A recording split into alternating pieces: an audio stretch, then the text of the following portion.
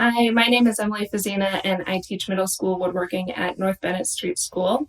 And this is an automata, or a moving sculpture.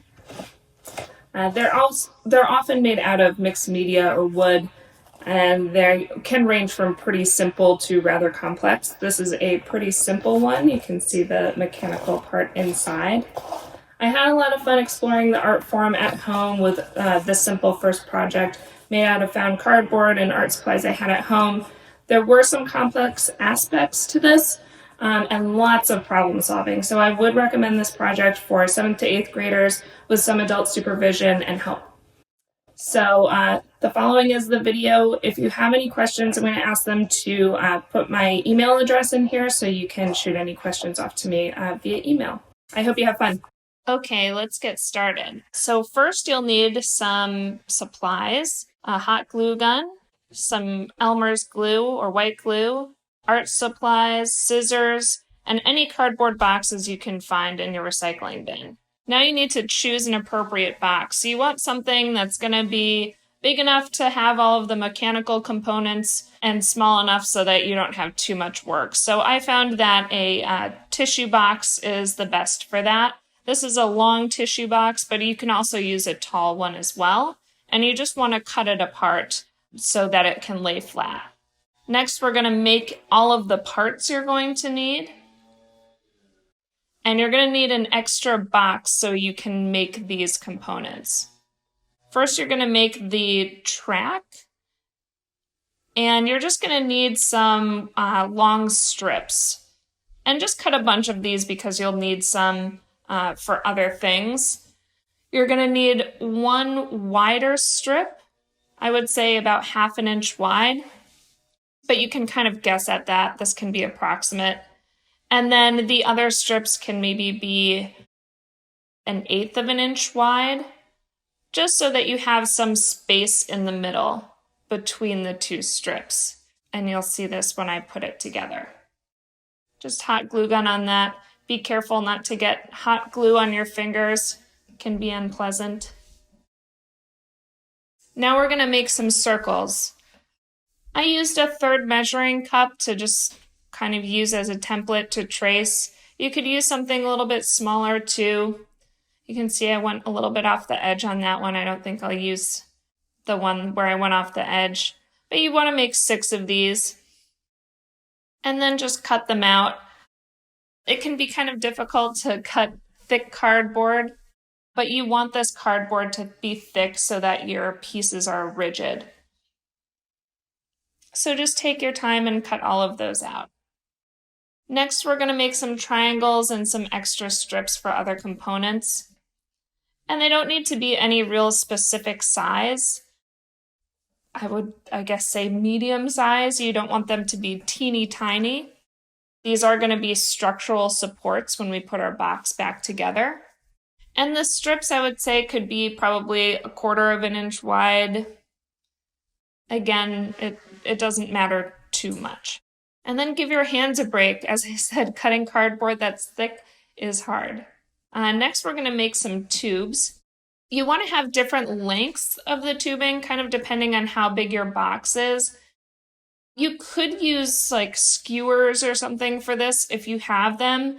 I found that using paper just rolled up was kind of easier for me. And I just used yellow glue to seal them.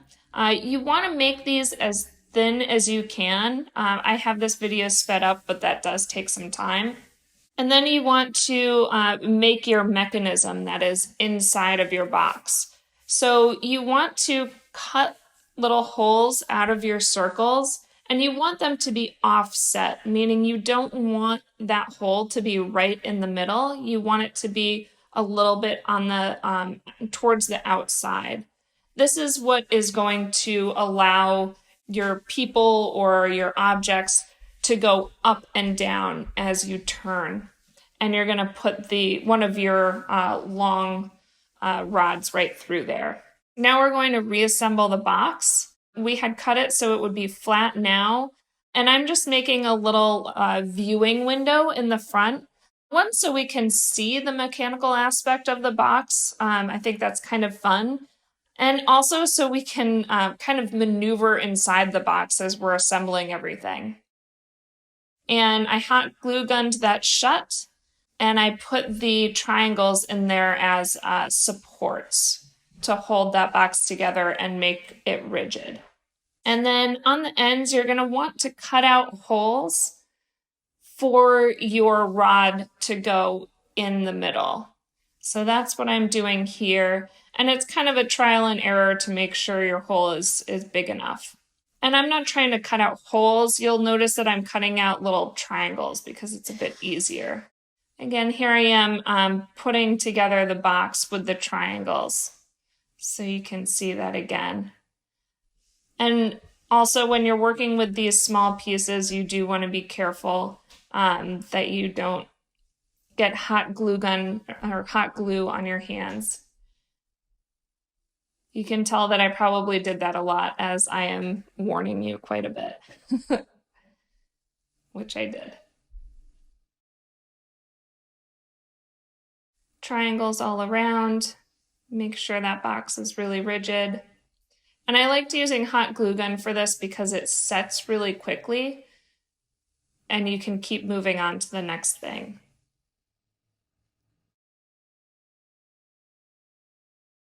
Okay, and just putting the box together now with hot glue gun again. Making sure that we have holes for our rod to go through for that center mechanism. And then gluing it shut.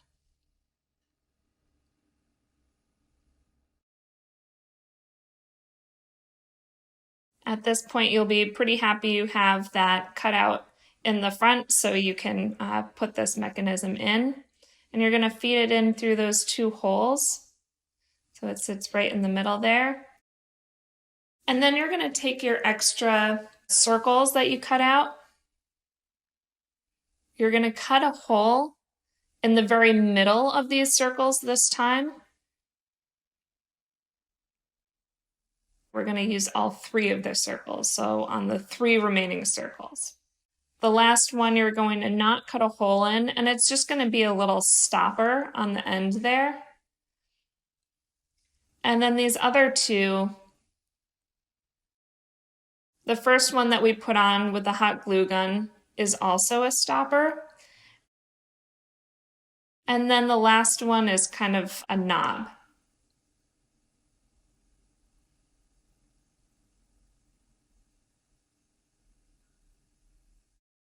And then you want to prepare your characters. I made a cool one with some horses. I just printed out a line drawing of horses from the internet and I colored them fun colors. But you can really do anything again. And you want to take your track and cut off, in this case I have 3 horses, so I'm going to cut off 3 pieces of track. And I cut up one of my rods as well. And I'm gluing those to the bottom of the tracks. And then I'm going to glue my horses to those little rods. And this is going to be the stand for the horses. And allow those to ride up and down as you turn the mechanism.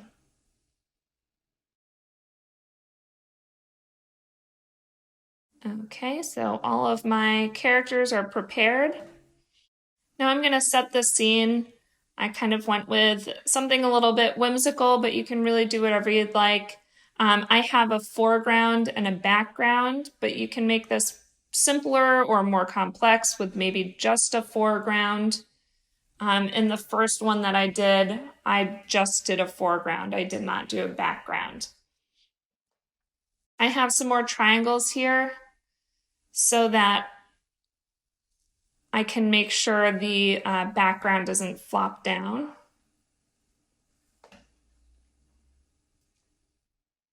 And then I have my characters, and I have 2 pieces of the strips that I cut.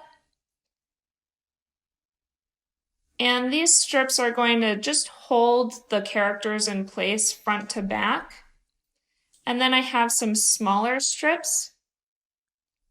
And those are going to position the characters so they are in line with the mechanism below.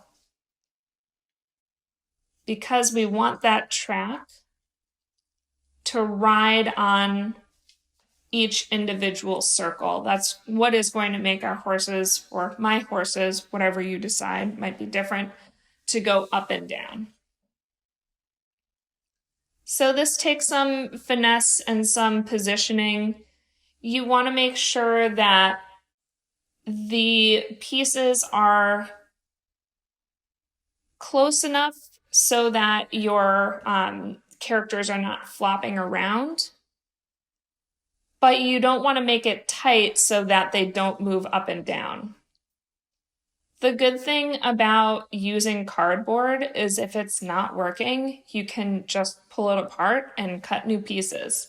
I definitely had to do that with some of mine, and it's no big deal. It was kind of fun to troubleshoot and try to figure out what could make my characters move well up and down. And this is really part of the design process. Working in cardboard is a great way to see how things are going to work. And then if you wanted to make this out of wood or something like that, you would have some idea of how it needed to work and how it needed to go together. So this is a great introduction to that design process. Some 7th and 8th grade students did a project with us recently where we designed out of cardboard first to get a sense of what our object was going to be like. In our case, it was a passive speaker. And that's a pretty common design practice. So here I am just using these smaller strips to position my horses side to side so they don't flop all over the place. Kind of looks like a railroad track in the end. And then at this point, you should be able to turn it, and if all goes well, the horses will jump up and down and it'll look great. So I hope you have fun. And again, if you do have any questions, please feel free to email me and I will get back to you. Okay, bye.